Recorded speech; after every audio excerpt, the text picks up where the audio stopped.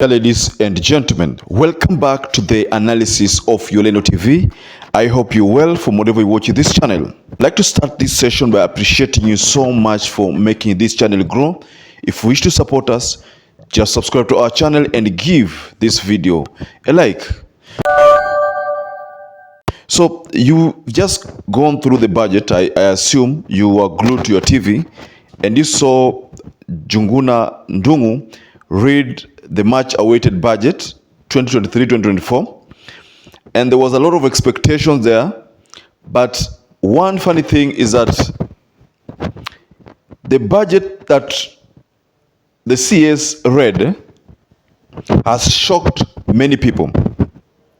I was just looking at the numbers because they say that numbers don't lie. The numbers of the amount allocated to the executive, I was shocked. I saw 2.2 trillion.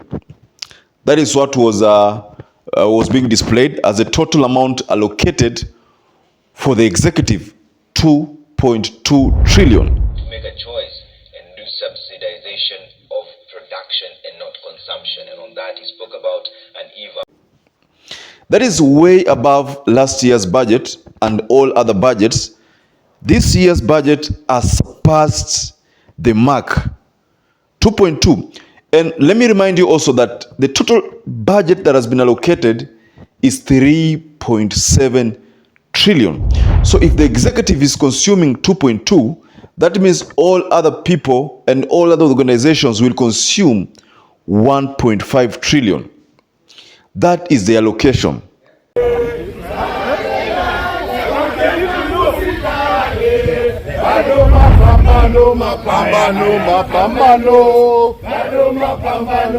I want to tell you how much was allocated last year's budget. So last year, to be precise, the budget was 2.12 trillion. Last year, 2.12 trillion, which had been reduced by 13.3 billion. So it was 2.11 trillion from 2.12 trillion.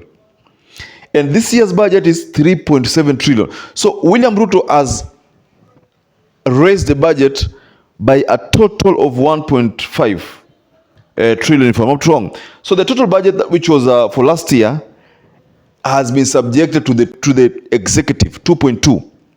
I mean, this is a very, very crazy figure. And that explains why this government had to bring on board the housing fund. I want to read to you a statement that was issued by Nasula Lensuda, the Samburu West MP. She said something when that finance bill was passed. This is what she said. I am amused by my colleagues from Kenya Kwanza who during last year's campaigns were insisting on the issue of listening to the hustlers and listening to the ground. Now they don't seem to matter. I just want to warn them, if you do not listen to the ground right now, kitawaramba when the time comes. Ladies and gentlemen, that is a direct warning. If you listen to the budget very carefully, you will understand that that is not a bottom-up budget. The budget is only seeking to facilitate the executive. The amount of money allocated to the Hustlers Fund, which I think ought to have taken a lion's share, is 10 billion. But again, this Hustlers Fund, people still do not understand where that money goes to. The government has never been able to explain how this fund is being managed. We just know that it exists on the space. So the 10 billion has been allocated to the Hustlers Fund. And how it's going to work, we don't know. But it's just money that is existing on the space. You use your smartphone, get access to loans, you repay. That is how it works. But the question that bothers so many people is how this money is handled. But the government has already allocated 10 billion to the kitty. Dear viewers, I don't know whether if you're okay with this budget. You can just share below the comment section. But I find something very strange.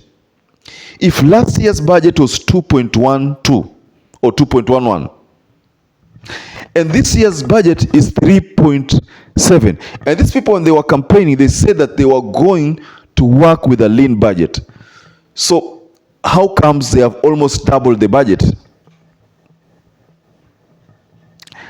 I've always told myself that I will never trust in some certain politicians.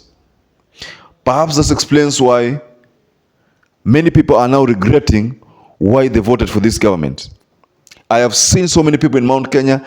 I have seen so many people within the Rift Valley. I have seen so many people within the outcasts of those regions, the people who voted for this regime. Most of them, they cry. Mimi ningependa kusema vile rais ulikuwa umesema kuna pikipiki bodaboda enye utalete ya kuchaji. Mimi ningependa tu niseme William, hiyo maneno ya kusema ati pikipiki ya kuchaji, hiyo ni kitu haiwezekani.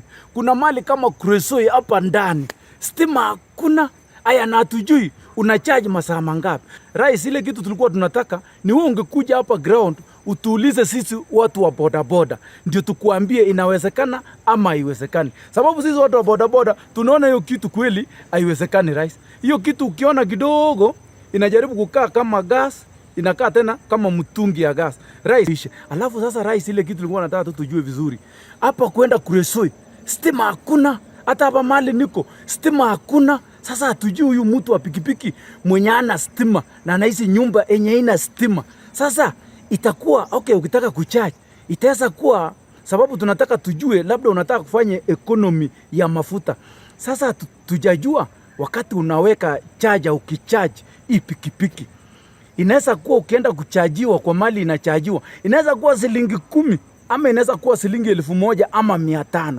Unajua hapo ndio tunataka tujue. Lakini kama itakuwa ni 500, hiyo inamaanisha bado rais hujatusaidia hapo. Mimi kwa majina naitwa Jeni Wanjiro na nimekasirika sana kwa hii uchumi yenye tuko naye.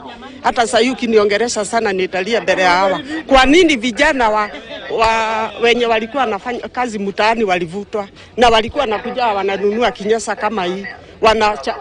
Wana support mtu mwenye ameweka hii nini hapa.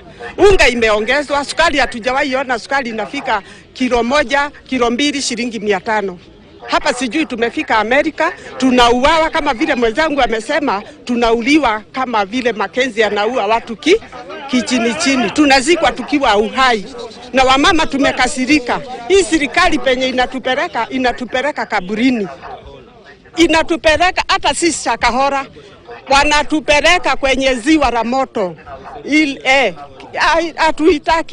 Hatuitaki. Mulikataa Raila. Raila alikuwa mtu wa kwanza kulilia watu. Raila ndio mwenye kuongoza hii nchi. Mpende. Now, if you look at that budget proceeding well, then you realize there's a place there. They talk about removal of the increase of the VAT on fuel. That is where now the catch is. If that VAT is increased, then how is fuel going to be lowered in terms of price? Because one of the agenda of this regime was to have a lowered price in the fuel. Now, if the cost of petrol goes high because of the VAT increment, then what message is this government trying to tell the people? Is the government trying to tell the people that you will have to bear with the skyrocketing of prices? Because let me be honest with you, ladies and gentlemen, if the prices skyrocket, or if the VAT is increased on the fuel, rest assured everything will rise.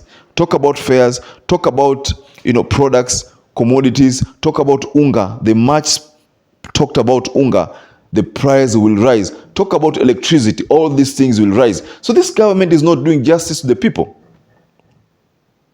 That is what I see.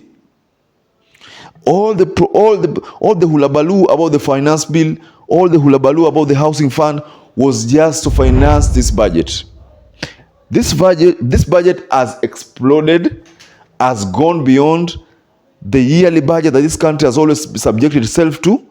Now 3.7 trillion. We expect maybe next year to again rise to maybe 4-point-something trillion. That means the people of the Republic of Kenya will have to shoulder this burden. Maybe Uhuru was right when he said, mtaona. he was right. I have seen so many videos of people crying, mamas. They are saying that, so many of them, they are saying that they were promised that things would change, but right now what they are seeing is a total shift from that promise. It is not a bottom-up economic model anymore. That is the reality, ladies and gentlemen. I don't want to talk much about this topic because I'm preparing another analysis. But until we catch up again with our next analysis, I would like to urge you to please comment below the comment section what you think about this 2.2 trillion allocated to the executive only, and then the 1.5 trillion for the rest, to the rest of other Kenyans. Just tell us below the comment section. And once again, I'd like to urge you to stay safe and stay blessed until we catch up again in our next analysis.